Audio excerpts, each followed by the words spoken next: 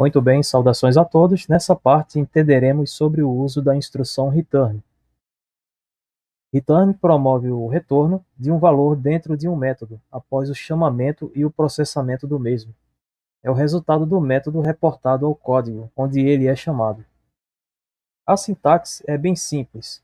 Dentro da classe, você cria um método com seu modificador, tipo, nome e parâmetros. Dentro do método, você desenvolve as linhas de comando, que representam o funcionamento do método quando ele é chamado.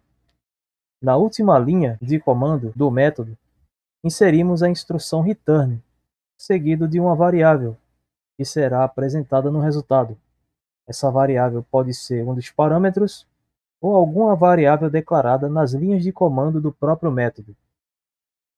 A inserção da instrução return não é obrigatória, mas caso o return não seja usado, precisamos declarar o tipo do método como void, o que significa que não retorna nada. Iniciando aqui o VS Code, eu vou criar um arquivo. Esse arquivo se chamará retorno.java.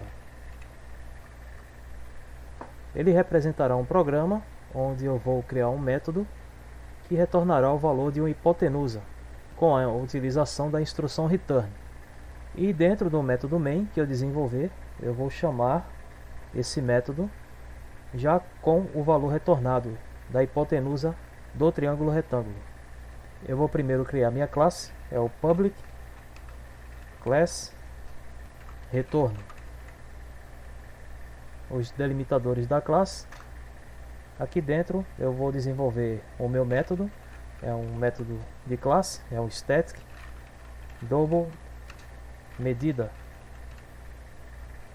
Nos parâmetros eu vou colocar apenas dois elementos, um elemento do tipo double de identificação A e um outro elemento do tipo double de identificação B. São meus dois parâmetros, A e B. Os delimitadores do método. E aqui dentro do método eu vou declarar uma variável C. Ela representará a minha hipotenusa de um triângulo retângulo. E ela será a raiz quadrada da soma dos quadrados de A e de B. Eu vou utilizar métodos da classe math para o cálculo da raiz quadrada e da potência. Primeiro da raiz quadrada é o sqrt, que é square root, a sigla para sqrt.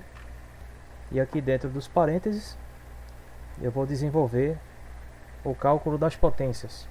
Primeiro eu chamo a classe math novamente.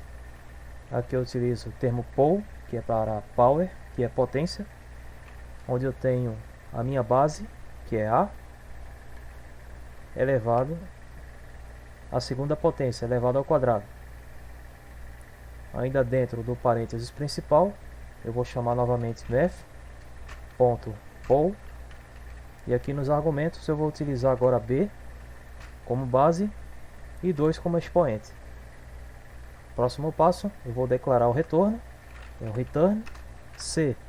Sempre que eu chamar o meu método medida, ele retornará o valor correspondente à variável C, que foi declarada aqui, como sendo a raiz quadrada da soma dos quadrados dos catetos.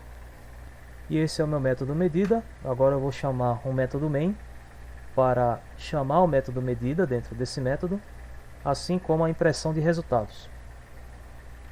É o public static void main. Nos argumentos, string args, cadeias de caracteres. Os delimitadores do método main. E aqui dentro eu primeiro vou declarar uma variável do tipo double de nome x, e o seu valor é o retorno do método medida, onde nos argumentos, substituindo os parâmetros, eu vou colocar os valores 6 e 4.6, valores que representam respectivamente A e B nos parâmetros. Próximo passo, eu vou solicitar a impressão dessa variável x, do valor representado pela variável x. É o system.out .println. E nos argumentos, algumas strings. Primeiro eu vou solicitar uma quebra de linha para destacar a informação, espaço. Aqui eu vou escrever uma string que vai informar o valor de C. Concatenando essa string, o valor representado por X, chamar outra string para quebra de linha, para destacar a informação. Vou fechar aqui os parênteses. Esse aqui é o meu método main e o meu programa em geral. Eu agora vou rodá-lo. Primeiro salvo, Ctrl S. E agora eu vou rodar o programa.